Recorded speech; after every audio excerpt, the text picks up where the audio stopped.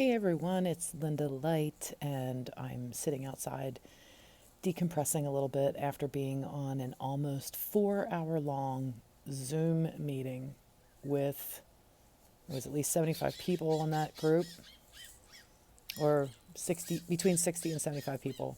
Anyway, it was the collective consciousness group, Simon Parks's group. If anybody is new to that in the United States or has just joined, the Pennsylvania group is just integrating the bottleneck of people, and they have coordinators. There's people all over the place in these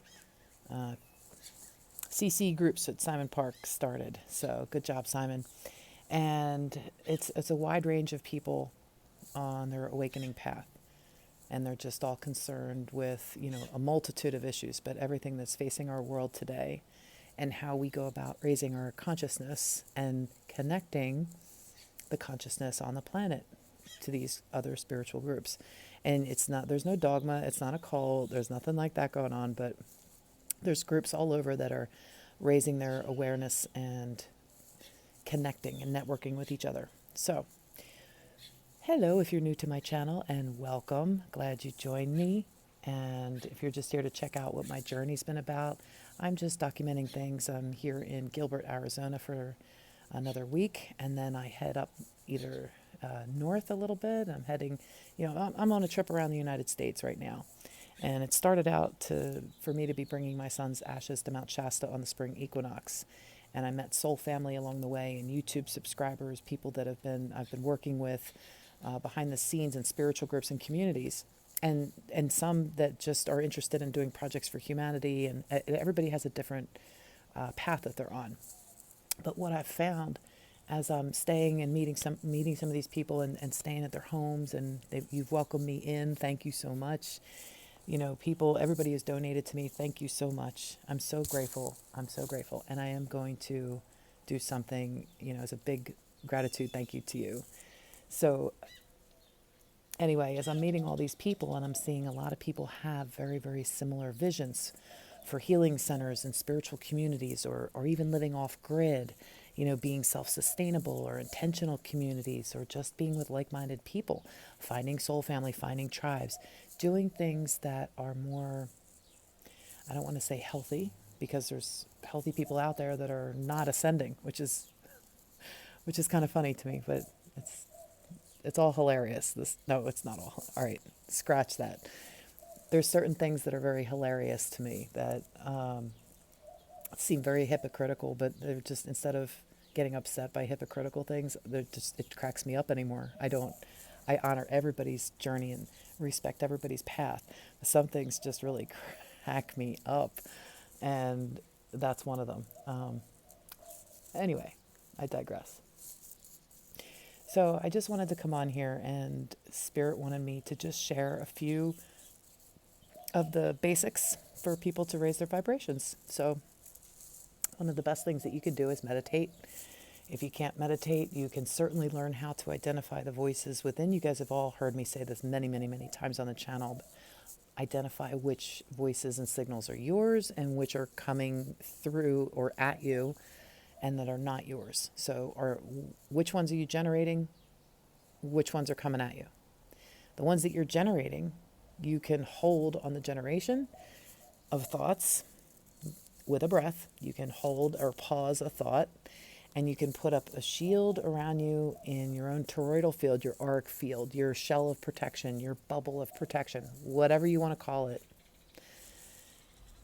You can even ask and pray for Archangel Michael or your guides to do the shielding, however you want to shield your field. While you intend to meditate, request to shield the field if you're not doing it yourself. For those of you that have been progressing in this lifetime on this path of being master of your own energy field, and you're consciously doing that, shielding your field is coming from something you are doing within and generating, controlling your own energy field, which is your birthright. It's just like if I decide I want to braid my hair today, I can, sit here and braid my hair while I'm talking to you. That's my choice. It's my body, my choice, right? Should be anyway. My body, my choice. There. I put a little braid in my hair, right? Look at that. Look at that. There's my braid. Do, do, do, do, do. My body, my choice. So if I want to shield my energy field, it's my field, my choice. It's my energy. It's my choice. I can choose to shield it. Or I can give that power away to something on the outside of my field, some being, asking the being to shield me. And you have to trust that the being that you're asking is going to do the shielding for you. So you're still giving your power away. So I'm going to say right there, your choice, but it's always better if you generate it from within, because you're taking your personal sovereignty and you're not giving your power away to anybody else. And you have the power to shield your own field. Shield your field, people. Shield your field. That way, when thoughts and hooks and all kinds of things come at you, at your field, through your field, when that starts happening, you can breathe out and fortify your field and stop it. You can also transmute it. You can use the inner alchemy of the violet flame. You can transmute, or you can just disintegrate. There's lots of ways that you don't have to have thoughts come in that distract you. So if you say you can't meditate, then you really haven't tried to exercise the power that you have over your own computer system. That's your brain, that's your mind system. And if you haven't tried to use that power yourself, if you haven't tried to exercise your birthright, which is your power connection, if you haven't exercised that yet, then maybe try. Maybe give it a shot. It's fun. And it provides results, like instant results. So that's one for raising your field, is meditation. I just gave you a little side diatribe if you haven't meditated or just need a little reminder. All right. So there's one. 2, listening to your body to give it what it needs, which includes 3 and 4, which is exercise and food.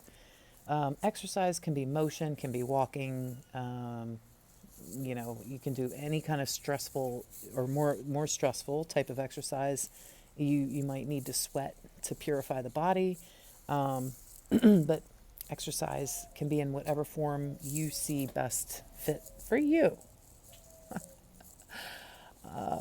I prefer a slow Tai Chi. I like bike riding now. I haven't ridden a bike in a while, and I just did the other day, and it was so much fun.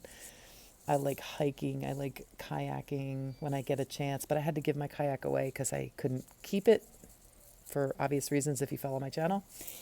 And but I love kayaking. I love it, and I love hiking. So any chance I get, I'm going to be getting up early, and another day, Wednesday, I think I'm going to be going on a pretty cool hike. So can't wait for that.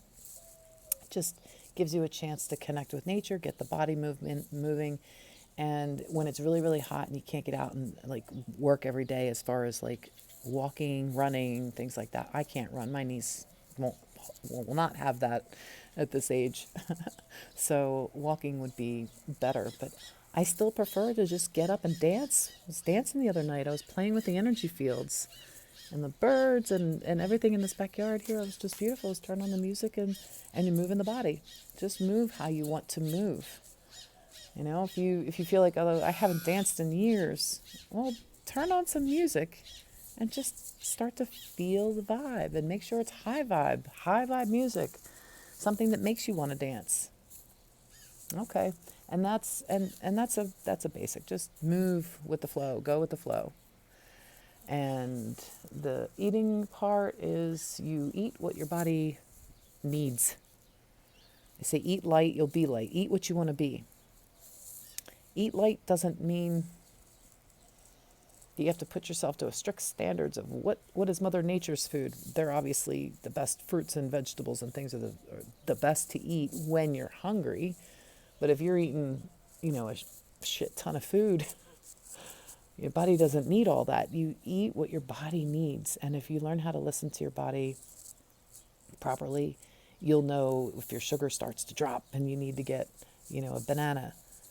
It doesn't mean you have to run for a chocolate bar, but you know what I mean? There's also good, healthy chocolates too, but in moderation, everything in moderation. But if you're retaining too much fluid, or you have too much salt or not enough salt, You might need electrolytes like I did when I started retaining fluid. So your body will tell you exactly what it needs when you listen. And if you have a craving for something that feels like, oh, I shouldn't eat that, well, you are the ultimate judge of what your body needs. So, like, I'm just going to say it. So sometimes a body needs the minerals and everything that's found in meat. And I've been trying to be vegetarian and vegan and trying to follow, but it's so strict. It puts more guilt if you don't follow it properly.